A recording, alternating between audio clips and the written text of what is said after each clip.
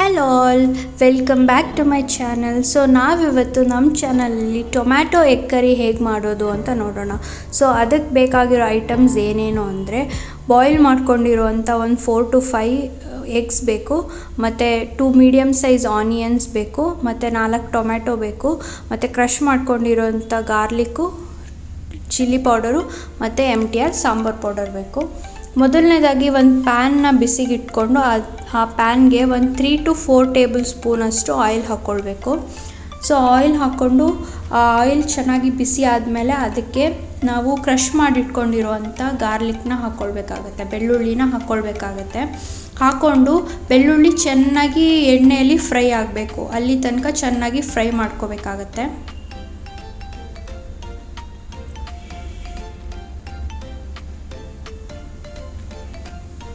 ಈಗ ಬೆಳ್ಳುಳ್ಳಿ ಚೆನ್ನಾಗಿ ಫ್ರೈ ಆಗಿದೆ. ಸೊ ನಾವು ಇದಕ್ಕೆ ನೆಕ್ಸ್ಟು ಕಟ್ ಮಾಡಿ ಇಟ್ಕೊಂಡಿರೋವಂಥ ಈರುಳ್ಳಿನ ಹಾಕ್ಕೋಬೇಕಾಗತ್ತೆ. 2 ಮೀಡಿಯಮ್ ಸೈಜ್ ಈರುಳ್ಳಿ ತೊಗೊಂಡಿದ್ದೀನಿ ನಾನು. ಸೊ ಎಷ್ಟು ಕ್ವಾಂಟಿಟಿ ಎಗ್ನ ನೀವು ಮಾಡ್ಕೊತಿದ್ದೀರೋ ಅದಕ್ಕೆ ತಕ್ಕನಂಗೆ ಈರುಳ್ಳಿನ ನೀವು ಹಾಕ್ಕೊಳ್ಬೋದು. ಸೊ ನಾನಿಲ್ಲಿ ಒಂದು 4-5 ಎಗ್ಸಿಗೆ ಮಾಡ್ತಾಯಿದ್ದೀನಿ. ಸೊ ಅದಕ್ಕೆ ನಾನು 2 ಮೀಡಿಯಮ್ ಸೈಜ್ ಈರುಳ್ಳಿನ ತೊಗೊಂಡಿದ್ದೀನಿ. ಸೊ ಈರುಳ್ಳಿ ಚೆನ್ನಾಗಿ ಫ್ರೈ ಆಗಬೇಕು ಎಣ್ಣೆಯಲ್ಲಿ, ಟ್ರಾನ್ಸ್ಪರೆಂಟಾಗಿ ಚೆನ್ನಾಗಿ ಗೋಲ್ಡನ್ ಬ್ರೌನ್ ಆಗಬೇಕು. ಆದಮೇಲೆ ಅದಕ್ಕೆ ಟೊಮೆಟೋಸ್ನ ಕಟ್ ಮಾಡಿಟ್ಕೊಂಡಿರೋಂಥ ಟೊಮೆಟೋಸ್ನ ಹಾಕ್ಕೊಳ್ಬೇಕಾಗತ್ತೆ. ಸೊ ಈರುಳ್ಳಿ ಮತ್ತು ಟೊಮ್ಯಾಟೊ, ಗಾರ್ಲಿಕ್ಕು ಇದು 3 ಚೆನ್ನಾಗಿ ಫ್ರೈ ಆಗಬೇಕು ಆಯಿಲಲ್ಲಿ. ಸೊ ಇದೇ ಮೇನ್ ನಮ್ಮ ಗ್ರೇವಿಗೆ ಬೇಸ್ ಏನಿದೆ ಅದು ಇದೆ. ನಾವಿಲ್ಲಿ ಯಾವ ಕೊಕೊನಟ್ ಹಾಕ್ತಿಲ್ಲ, ಏನೂ ಹಾಕ್ತಾಯಿಲ್ಲ. ಸೊ ಸ್ವಲ್ಪ ಉಪ್ಪು ಹಾಕ್ಕೊಂಡು ಚೆನ್ನಾಗಿ ಫ್ರೈ ಮಾಡ್ಕೋಬೇಕು. ಉಪ್ಪು ಹಾಕ್ಕೊಂಡ್ರೆ ಟೊಮೆಟೋಸ್ ಬೇಗ ಕುಕ್ ಆಗುತ್ತೆ. ಸೊ ಅದಕ್ಕೆ ನಾನು ಇಲ್ಲೊಂದು 3 ಸ್ಪೂನಷ್ಟು ಉಪ್ಪು ಹಾಕ್ಕೊಂಡು ಚೆನ್ನಾಗಿ ಫ್ರೈ ಮಾಡ್ಕೊಳ್ತಾ ಇದ್ದೀನಿ. ಸೊ ಒಂದು 2 to 3 ಮಿನಿಟ್ಸ್ ಲಿಡ್ ಕ್ಲೋಸ್ ಮಾಡಿಕೊಂಡು ಬೇಯಿಸ್ಕೊಳ್ಬೇಕಾಗತ್ತೆ.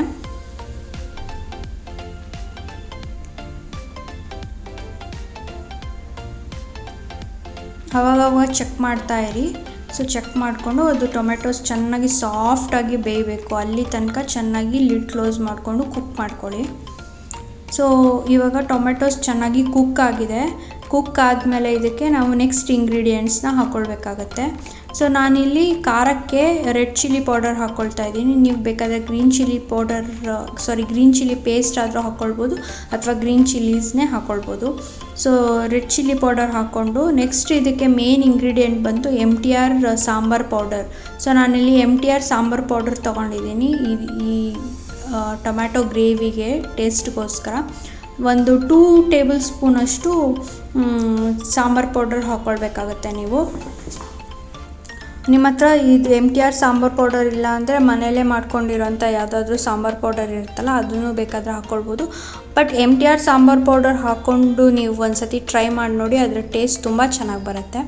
ಸೊ ಹಾಕ್ಕೊಂಡು ಚೆನ್ನಾಗಿ ಫ್ರೈ ಮಾಡ್ಕೋಬೇಕಾಗತ್ತೆ. ಸೊ ನೆಕ್ಸ್ಟು ಮಸಾಲ ಎಲ್ಲ ಚೆನ್ನಾಗಿ ಕುಕ್ ಆಗೋಕ್ಕೋಸ್ಕರ ನಾನು ಒಂದು 1/2 ಗ್ಲಾಸಷ್ಟು ನೀರು ಹಾಕ್ಕೊಳ್ತಾ ಇದ್ದೀನಿ. ಮತ್ತು ಗ್ರೇವಿ ಅಲ್ವಾ ಇದು, ಸೊ ನಮಗೆ ಸ್ವಲ್ಪ ಗ್ರೇವಿ ಕನ್ಸಿಸ್ಟೆನ್ಸಿ ಬೇಕಲ್ವ, ನಾವು ಬೇರೆ ಏನು ಯೂಸ್ ಮಾಡ್ತಾಯಿಲ್ಲ ಗ್ರೇವಿ ಮಾಡೋದಕ್ಕೋಸ್ಕರ.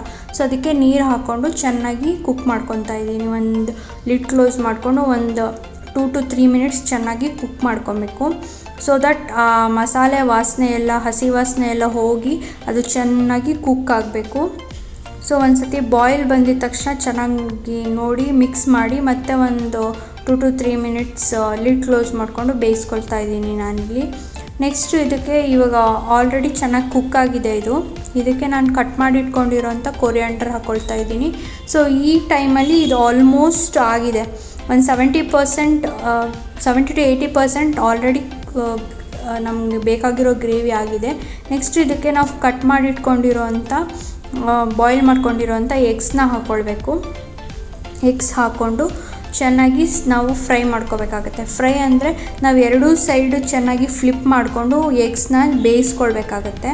ಸೊ ನಾನಿಲ್ಲಿ ಎಗ್ಸ್ನ 2 ಕಡೆ ಚೆನ್ನಾಗಿ ಫ್ಲಿಪ್ ಮಾಡಿಕೊಂಡು ಬೇಯಿಸ್ಕೊಳ್ತಾ ಇದ್ದೀನಿ ಗ್ರೇವಿ ಒಳಗೆ. ಒಂದು